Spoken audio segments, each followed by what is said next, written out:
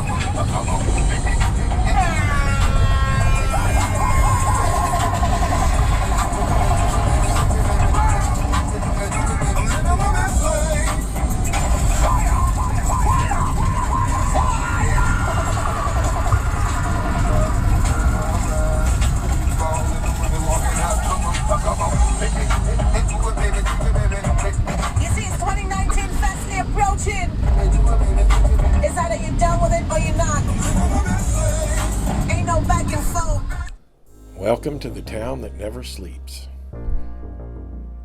This is a fishing town. The name of it is Gouyave, and it's much more difficult to spell correctly than it is to pronounce. But this is where I am told by Grenadians who are from here is where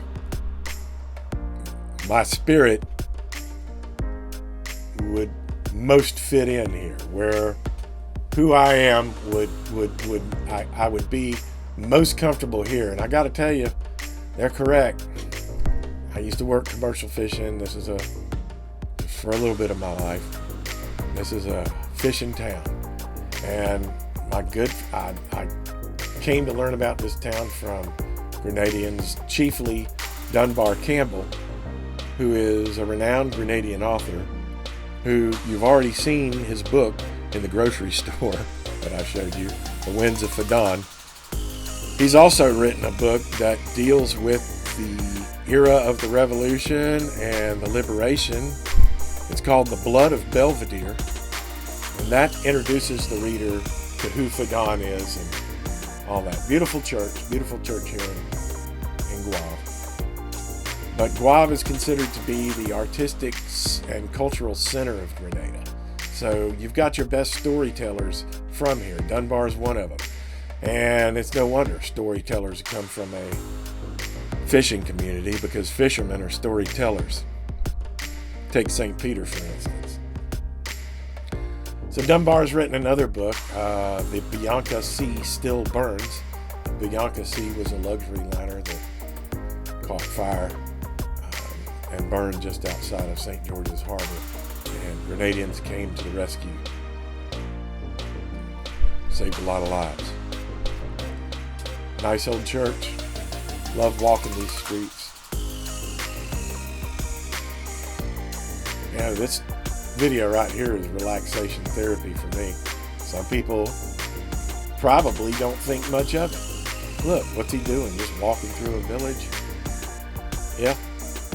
Did a lot of walking around in 1983. And that's how I fell in love with Grenada, was walking through towns just like this one. And certainly much smaller ones than this. But this is where I fell in love with Grenada, going house to house and seeing the people. And then, of course, when you knew what had happened to the people, during the years of the Revolution, you just...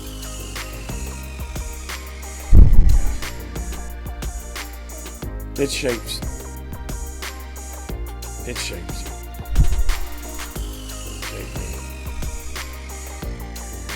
So here we are, coming up on a place that I should have expected we would find here in a fishing village.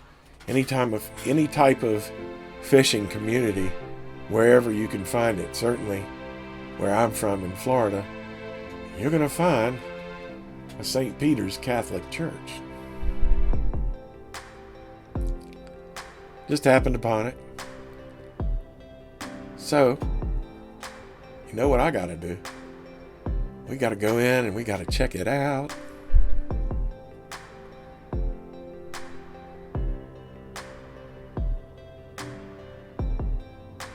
Oh, it's beautiful in there.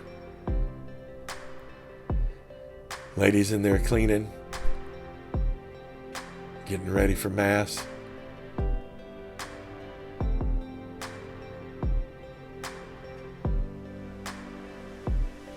Too bad we missed the services. There's a big bacchanal going on downtown in a few hours. People from the church probably got something going on with that. Check out this sign on the wall over here.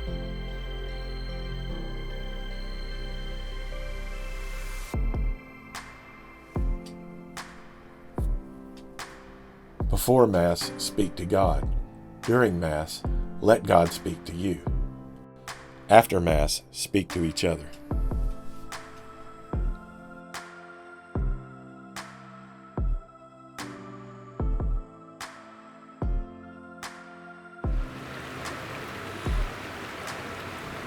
Well, as you might imagine, it's time for me and Sweet Thing to get off of our feet and get some refreshments, and we found a little spot called Kelly's Hot Spot just across the bridge down on the Lance. Okay, here we are, DC. Told you I was coming here one day, but here I am. The more time I spend here, the more I want to live here. Imagine meeting a native from Gouyave who's a pilot who owns property in Jacksonville, Florida, not far from my house. It's a small world. Okay, Dunbar Campbell. I have not been in Gouyave. Not even 2 hours. I don't know how long. I'm in love with this place. I want to find a real estate thing. I want to live here. I want to live in Gouyave. Couldn't even buy my own lunch today.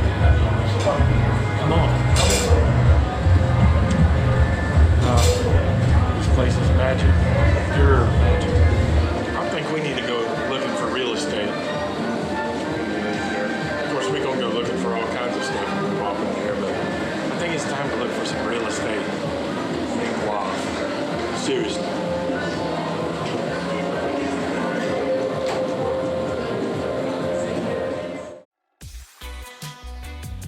If you're tired of seeing me walking around small towns in Grenada, well, you probably really don't know what tired is all about. I know what tired is. I know the guys who took part in Operation Urgent Fury know what tired is. This is my first time back in 35 years. And in all those years, I've thought about all those towns I'd walked through and all the people that I saw and how all those memories just etched themselves into my mind and caused me to fall in love with this place. So for me, just walking around with a camera, seeing what's next, just walking down the road, knowing that whatever you're looking at, the scenery is going to change in about 10 seconds. You just keep walking, and there's something new and interesting to look at, and it's all beautiful. You know, one day I may not be able to walk around. And one day I could maybe be laid up in a nursing facility somewhere, some old veterans home, and I'll be thinking about my younger days when I was walking around down here on this beautiful, beautiful island. And I'll be able to go to YouTube and click on this video right here and do it all again. Man, this is pure relaxation therapy, really. I mean, if you're bored, go find something else to look at. I'm not bored. Just walking around.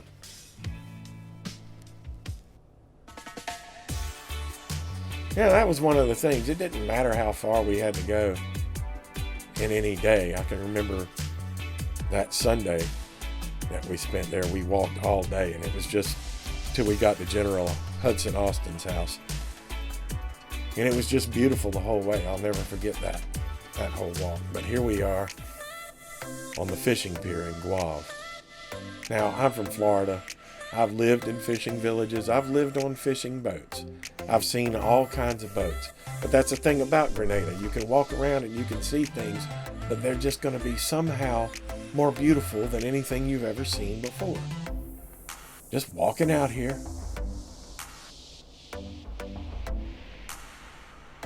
Concrete pier. Who hasn't seen a concrete pier? Beautiful concrete pier.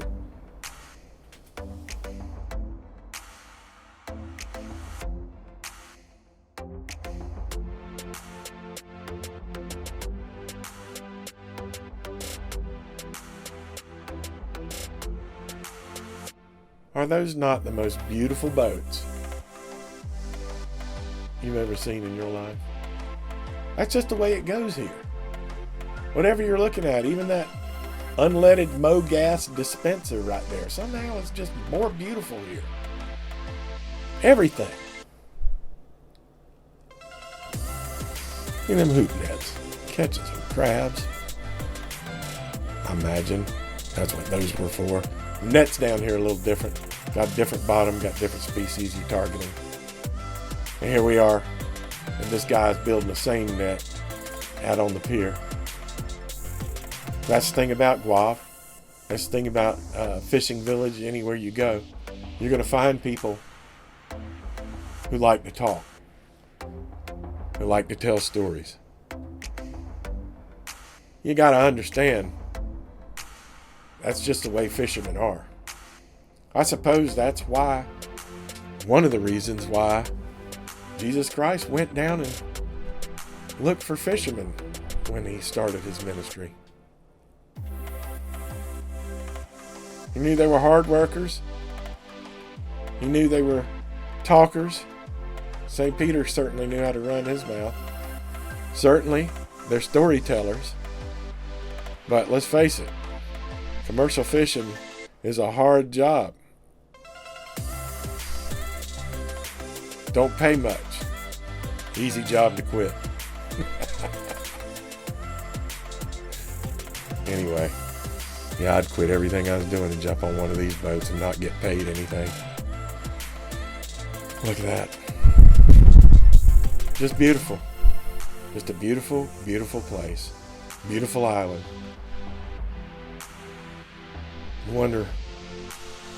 Don't have to wonder, family, why this 18-year-old little kid fell in love with this place, regardless of what was going on. So here we are, going to do some more walking around. I'm going to quit talking at this point because right now we're having some music, walking, relaxation therapy.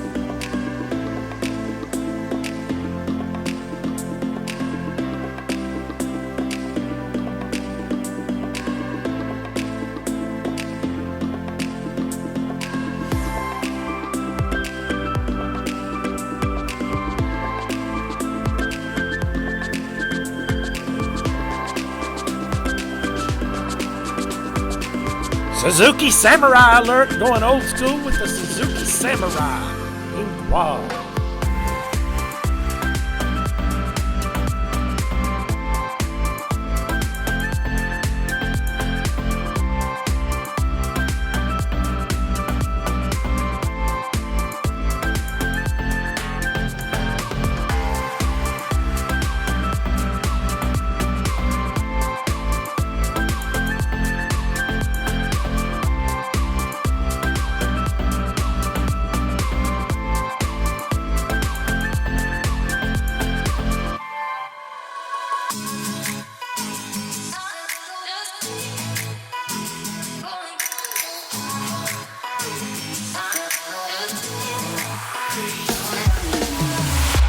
Don't care what they say.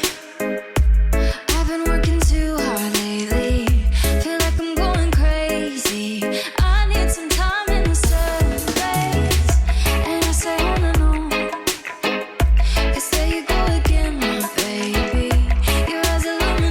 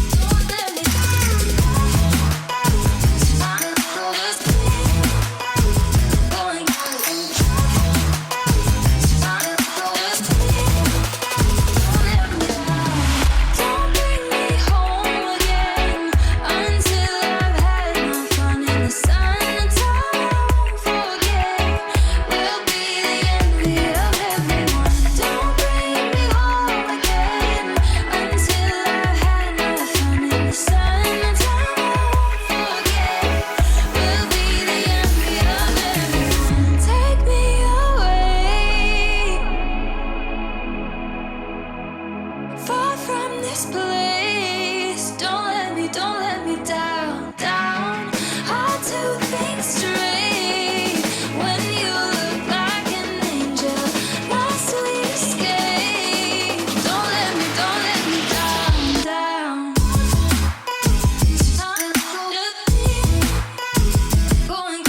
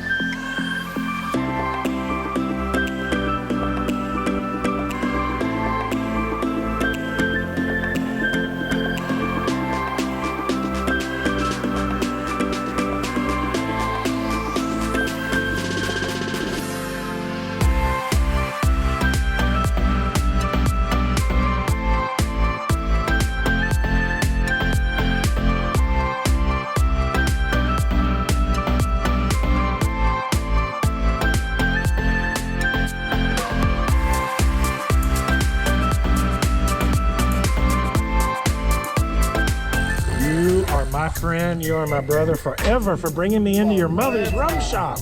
Yeah.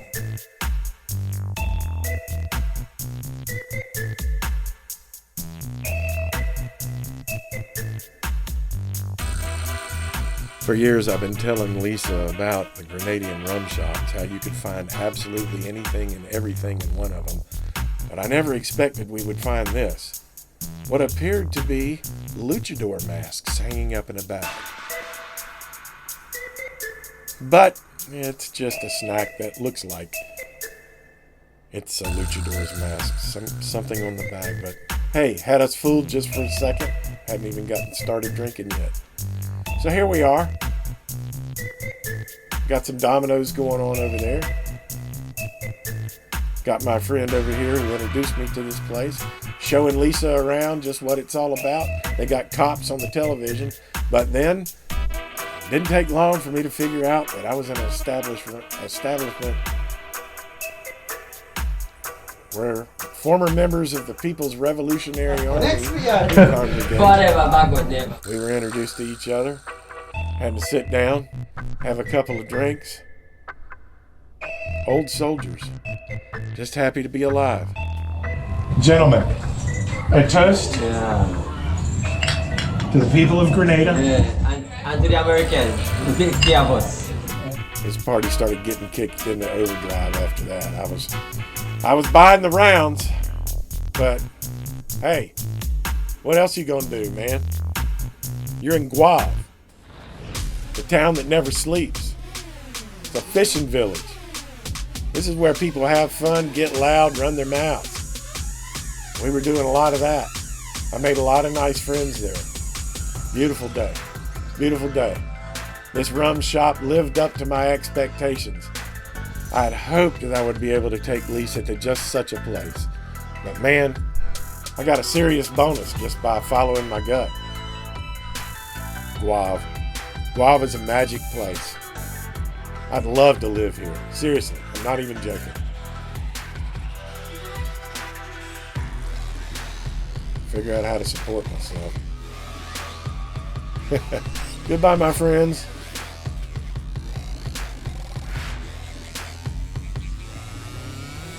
So it is that we had to get on a bus and head back to St. George's. $5 EC to get from Gouyave back to St. George's. Everybody having a nice ride, listening to the music, having a good time. Big Saturday night coming up. You can hear it all on the radio. Ladies jumping in and out of the bus, all dressed up, ready to go to town, ready to do some partying. Man, I gotta leave the next day. I'm starting to feel it, man. I gotta leave. the next day. But there's still a lot ahead of me. Still a lot ahead. A lot of unexpected things. But here we are at the old Green Bridge. And as you might have guessed, it's time to get a refreshment. More about the old Green Bridge later. Look at the dog. Look at the pretty baby. Yes.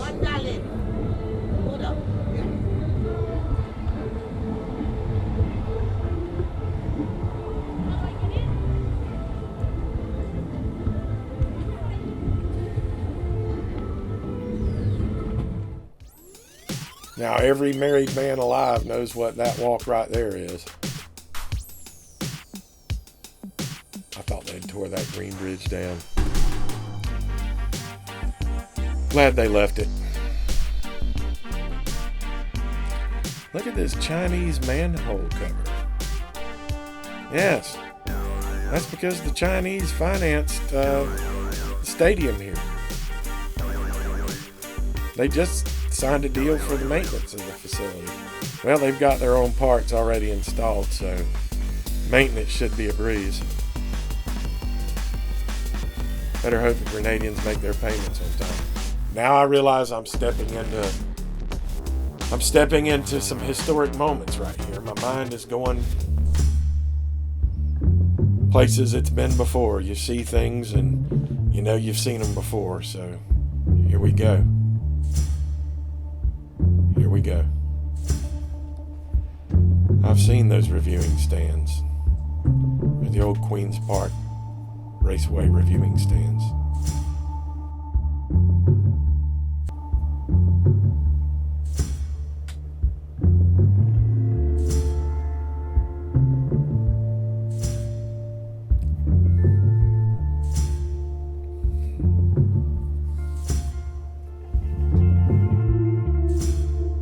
And I've seen this field before. Those fuel tanks over there for the Grenada generating station, right where it was way back in the day. That cliff face over there, those rocks. Yeah, I've seen that. I've seen that before. Those buildings weren't here then.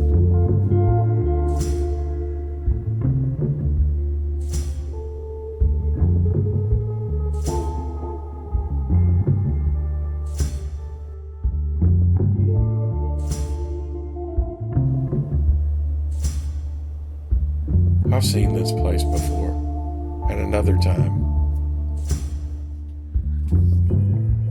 A lot different.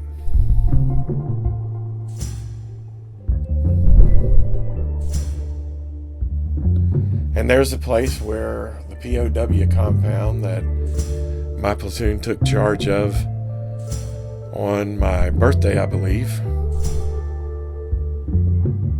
Yeah, it's a soccer field now. Families out there and enjoying a game.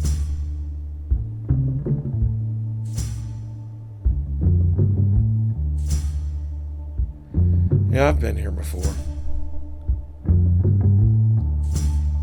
There's a little schoolhouse across this field whose students were treated to the nude spectacle of Specialist Hines bathing himself in a water spigot. That was nice. I'm sure they never forgot that. I know I haven't. Yeah, I've seen this place before. Different time.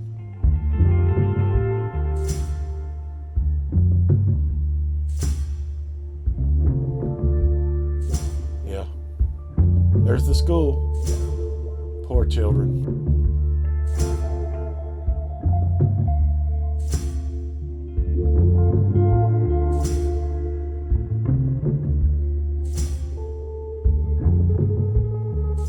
Yeah, walking through history.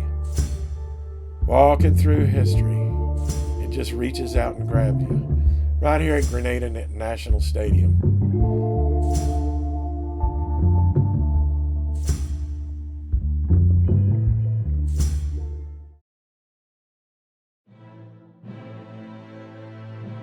And here we are on the Green Bridge. Wow, what a story. I was posted down here at the end of the Green Bridge to help secure the road into the Queen's Park area, because as you can see, there was a lot going on there. And we were there to we weren't actually searching cars at this point anymore, but we were there, regulating things. This was on my 19th birthday, down here with Private Bajoni and Sergeant Cross. And I was standing right here exactly on this spot on my 19th birthday when I'm looking down this road, and walking towards us is this real tall Rastafarian, no shirt, sandals, had a machete in his hand, big long dreadlocks, Ray-Ban mirrored sunglasses, and he's going on and on about something from a distance and tells us to follow him. Sergeant Cross was very wary of him at first. He kind of caught me off guard as he was coming up. But he said there was something that it was his duty to report to us, and he told us to follow him. So, me, Bajoni, and Sergeant Cross, we just followed him.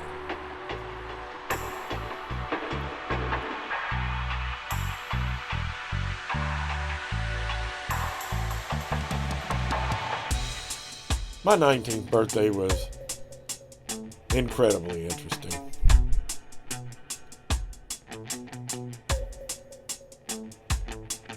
So here we are, walking the road up to what is known as Wilberforce Cemetery.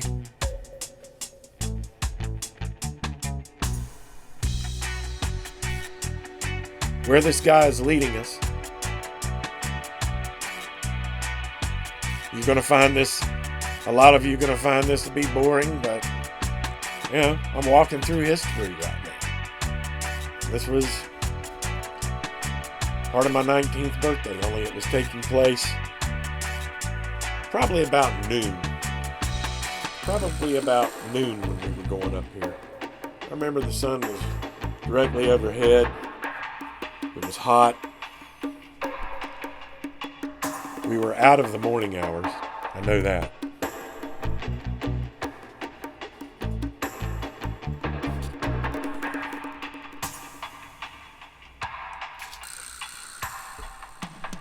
And it's just like I remember. I mean, this place is just like I remember. I guess not really much changes in a cemetery other than the capacity.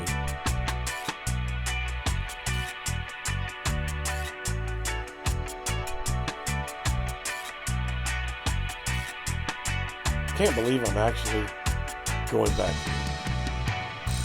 to Grenada. The adventures never end. And the events that are about to unfold next, absolutely, right now, blow my mind. I had no idea what was getting ready to happen next. And honestly, if nothing else good comes out of this video production, what happens next makes it worth all the effort. In those days, the existing part of the wall, this cemetery had kind of triangular shape, had 3 walls around it. On the other side of this tree.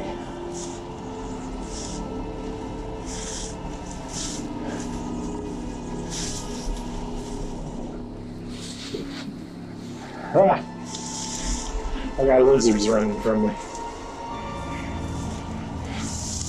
Yep, here comes the spot. Yeah, I think it's pretty amazing that this tree is even still here. I remember it.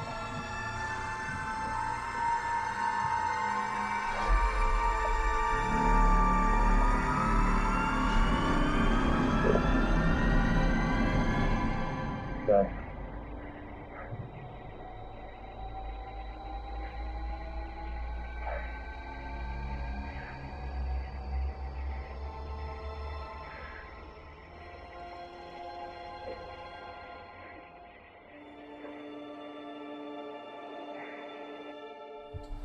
Okay, so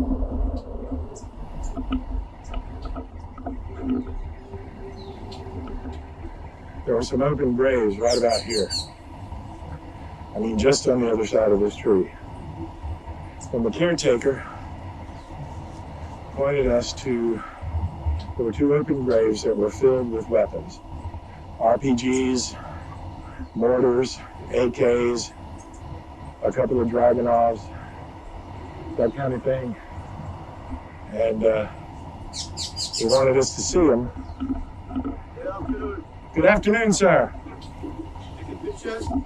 Well, I was in this spot on November 1st, 1983, when the caretaker, I was standing guard duty down at the Green Bridge, and the caretaker of the cemetery came and got me and another private and my squad leader and told us that he had something that it was his duty to report. And so we came here into the cemetery. Right about here, there were some open graves, and there were a bunch of weapons. RPGs, Dragunovs, AKs, mortars, that kind of thing, you know? So you was a soldier? Yes, sir. Grenadian Army? Yes, sir. And, huh? You have to be someone like this to come in here because most white people wouldn't walk into the cemetery like this. Well, I've thought about this place. I mean, this is where I celebrated my 19th birthday. And I had my first Guinness in a little rum shop down there next to the Green Bridge. It might even been that spot. Yeah. There was a little red rum shop. And I'm going to get me another Guinness as soon as we leave here. Yeah. We have to go back to her. She helped us earlier. So, as you can see, from here, we had a wall. You can still see the wall. If somebody wanted to set up a good defensive fighting position, this was a really good place to do it. I am the caretaker. Oh, okay. Oh my gosh, let me shake your hand. Ha ha, brother man. And that grave up there, Yeah, if you walk up to the top of this cemetery here, yeah. you go into the legacy. Yeah, I don't remember the cemetery going up that far look back at in the it. day. You see where that house is? Yeah, The boathouse? yeah. That's where all the old soldiers of in the PRA? PRA, they're buried. Thursday, they had a ceremony of all the soldiers. We need to go there. We So certainly you need could to walk go. across there. Yeah. You could walk up there and I'll meet you there because they're digging a hole for someone for Tuesday. Yeah. So you could go outside here and you walk to the some house and I'll meet you and show you, explain things. Okay. But you can see, if helicopters were flying in and out of Queen's Park, that if somebody had an RPG, sniper rifle, some AKs, a mortar, and a few rounds, that could create a lot of chaos. But we, while we were, checking for booby traps and pulling the weapons out of the grave, the caretaker had quite a crowd gathered up by the gate, and they were watching, and by the time we walked out of here, there were about 30 to 50 people out there just looking at us, Yeah.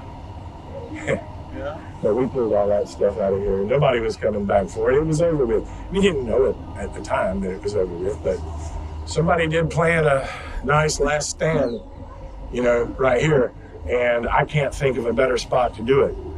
Certainly, you could hold out. If you had enough ammunition, and even if there was just a few of you, you could really create some damage if you wanted to from just this location here, given what was going on right over there.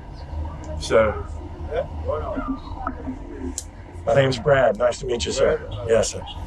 Okay, so we're going to get, Ronald's going to take us to where the PRA soldiers are buried, and I think that's some place to go. Okay.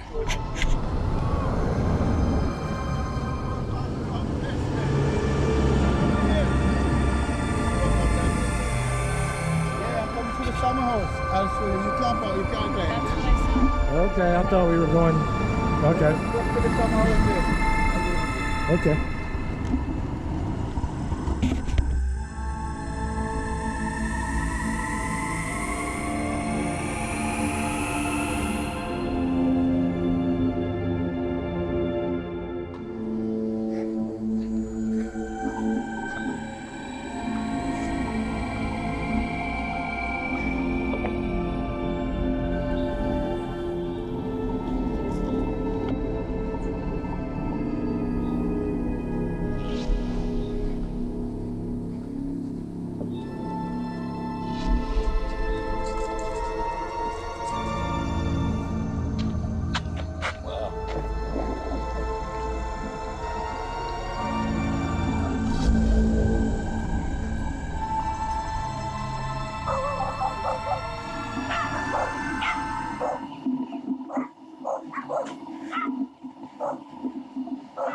Heroes and names of his big soldiers that died. Be sure to get their names. I mean, this.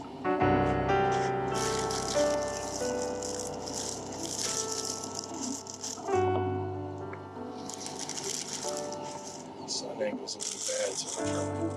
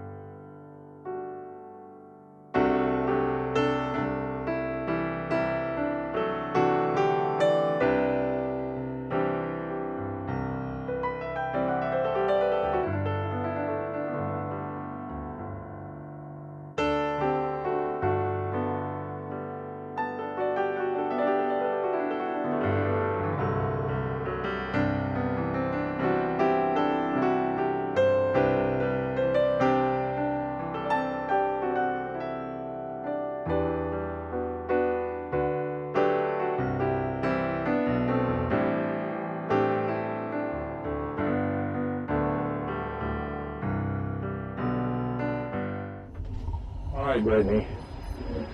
I know that the family has been worried because only boys are being born into the family, and everyone believes that means there's going to be a war because God's given us boys to go fight as soldiers. But here's what I'm going to tell you.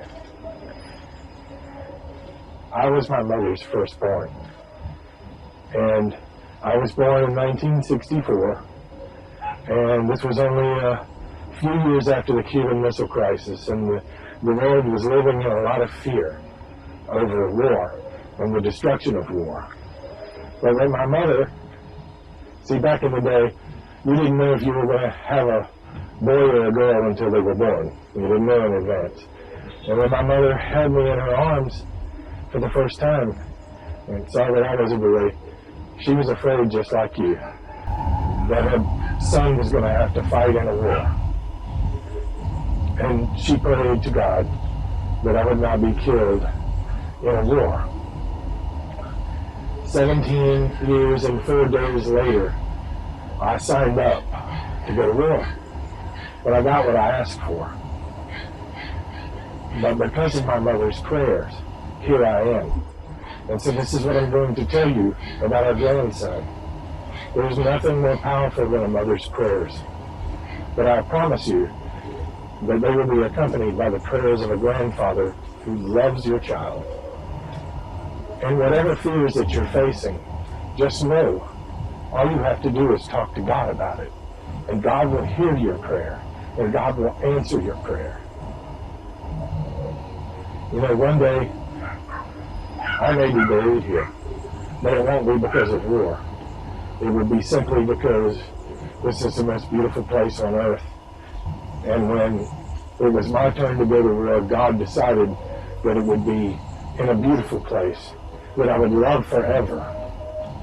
And if I'm buried here alongside of those who were on the other side of this conflict, then that's good with me. I'm fine with them. They were brave men.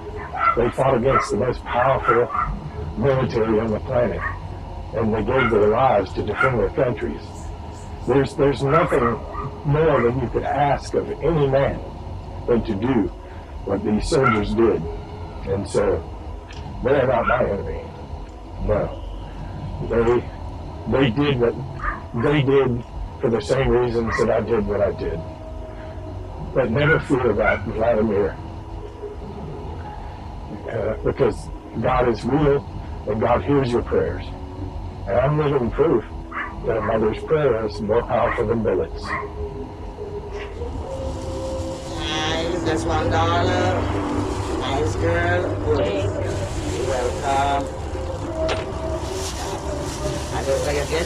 Yes.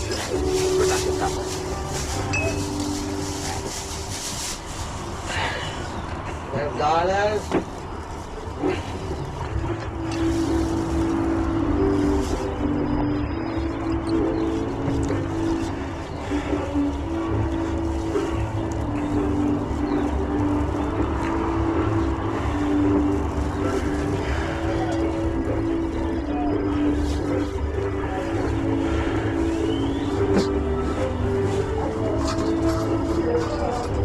I guess it's a pretty good spot, huh? Oh, yes. Coming in? Yeah. Yes. Coming in out of the stadium, I mean, it's got to be good. Yeah.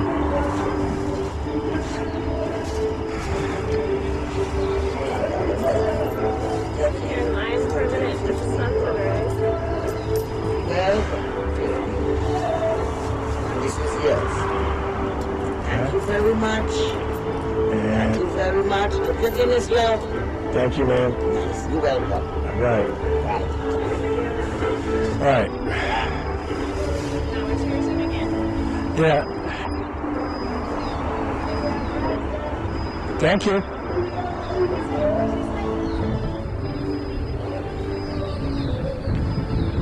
Okay, we're gonna walk back down here for just a ceremonial.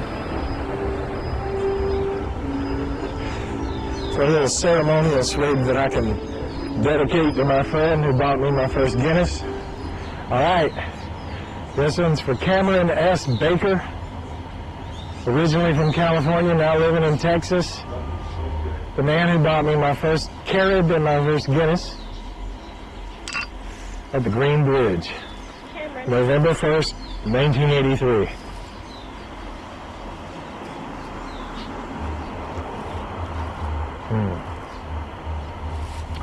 Very good. Not quite as good. It's when you're baking your brain underneath a Kevlar helmet and dealing with all the fun we had going on back then. But hey, you know, I'm walking back from the cemetery and there's this guy calling me, "Hey Silas, come on over here." And he's in the Rum Shop with his radio and his gear and he's got a beer waiting for me. Man, do I not have the best friends ever? Seriously. It doesn't, I mean, I never really thought much of myself and what my contribution here. But the fact is, you're pretty cool when you got stories like this to tell.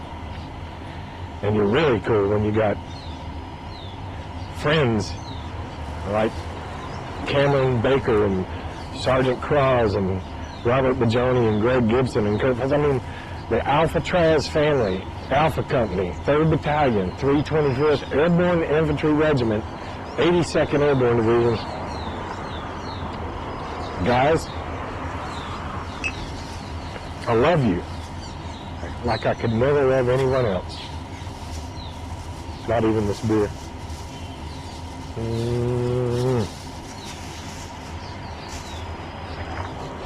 And I'm part of him, so I don't count.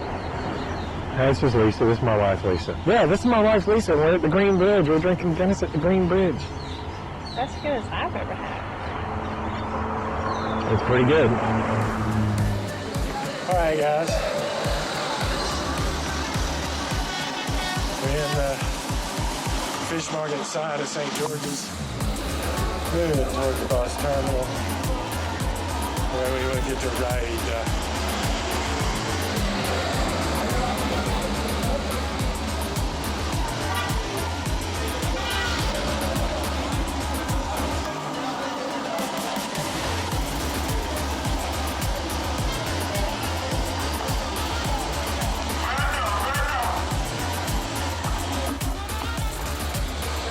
we're at the bus terminal. We're at the bus terminal pretty much.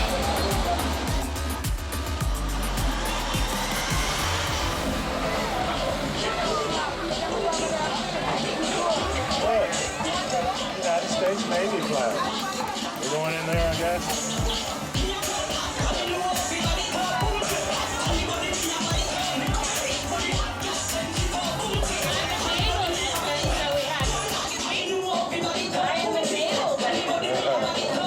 She's a veteran, still had Navy flag, so she got to come in here. Are you going to get something to drink? Another Guinness? You're the one just followed. You want another Guinness? I'll drink another Guinness, you know what I mean? 2 Guinness.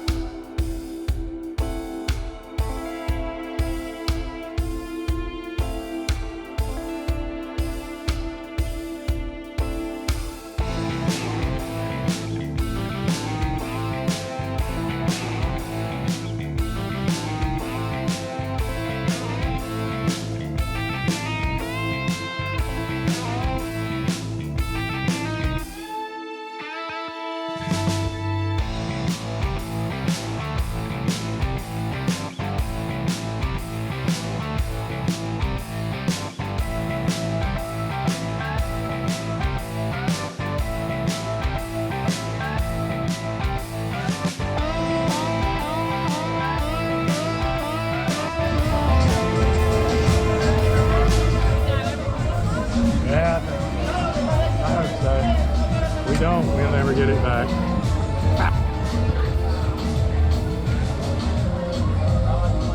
Friggin' Tom Allen wanted to take you in. He loves me. He loves me now. I love you. I want to have your babies. I'm not having no more babies. Sorry. All right, baby. Let's escape while we can.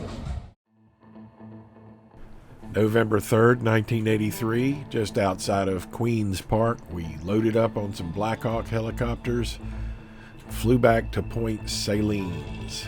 We had no idea that they were getting ready to take us off the island. We just knew that we were flying to Point Salines. We didn't know why, but we knew that we were riding and we weren't walking, so we were okay with that. And we just enjoyed the view, enjoyed the ride. I remember this ride like it was yesterday. What none of us knew at the time was that we were on the brink of all-out nuclear war with the Soviet Union, and that in just 4 days their missile silos would be opening as their strategic rocket forces awaited the signal to fire. Operation Able Archer was taking place in Europe, and the Soviet leadership was convinced that it was a deception aimed at giving cover to a nuclear first strike by the United States. You see, when helicopters from Fort Bragg get more use than floor buffers do, it disrupts the global balance of power. When KGB listening devices that were planted in the barracks by pizza delivery guys no longer detect floor buffers in use, the Ruskies got nervous. They know that when the division is away, that dirty tricks rule the day. It was important for us to get back to Fort Bragg and start making some buffer noise. Nuclear Armageddon was a mere 4 days away, and hundreds of millions of lives hung in the balance. Most people today have no idea how dangerous 1983 really was. Just a month prior to Operation Urgent Fury, a Soviet satellite detected multiple missile launches from the continental United States and was within minutes of launching a retaliatory counterstrike. Colonel Stanislav Petrov saved the day by declaring an equipment malfunction in order to stand down. On the night of November 7th, 1983, as the strategic rocket forces of the Soviet Union were at their highest level of alert, doors open and ready to fire, it was a Monday night at Fort Bragg, and the KGB was able to report the sound of heavy floor buffer usage. Soviet intelligence refused to verify that the United States was ready to launch a nuclear first strike. So they flew us back to Point Salines, and the next thing we knew, we were getting a speech about contraband weapons just before the MPs shook us down. Then we were told that we were a ready reaction force for the island as we flaked out on the side of the runway as news correspondents and photojournalists walked about, looking for that Pulitzer Prize-winning photograph that would take their career to the next level. And here it is. We just started learning how to have a little bit of fun, and the Army had to put an end to it. They took our contraband, told us to go sit in the dirt, stand by to participate in more confusion if needed, and to begin to contemplate our return to Fort Bragg, the land of never-ending happiness. And this happiness is apparent in the facial expressions of these men. The guy with the weapon is already working out the trajectory in his head, as he is a grenadier. Back at Bragg on a Friday with $165 in the bank and fuel in the tank. All is not lost. Alpha Company, 3rd Battalion, 325th Airborne Infantry Regiment, 82nd Airborne Division, was a company of the finest men you would ever hope to know. We few, we happy few, we band of brothers who were by no means perfect men, but we chose to be at the right place at the right time to be part of the answer to many prayers. The world is a better place because of it. Now it's time to say goodbye, and I already want to go back. Can't wait to get back down there. Just want to give a little additional recognition to Grenadian author Dunbar Campbell, who informed me of a lot of things about the history of the Revolution and all that took place. He's a guy you want to get to know. He knows the history, and he's got a lot of published books, so go check those out as well. Find them on Amazon or just about anywhere. Just taking a pause for all the pilots who flew in and out of Point Salines during 1983. Just one last look at a place where history was made.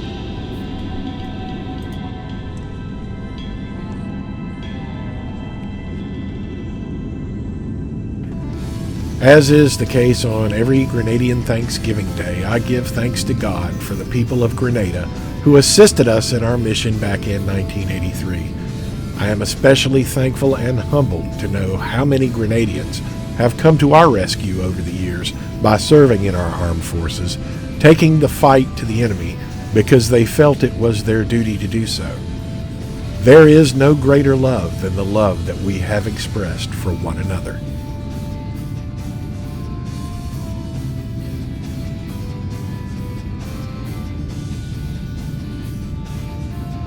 And to all the veterans of Operation Urgent Fury, I say, God bless you. I love you. Get back down there. Take a camera. Go walk around. Go see what's happening. Shoot some video. Tell your story for your family. Let them know what it is that you did in the days of your youth when the whole world depended on you.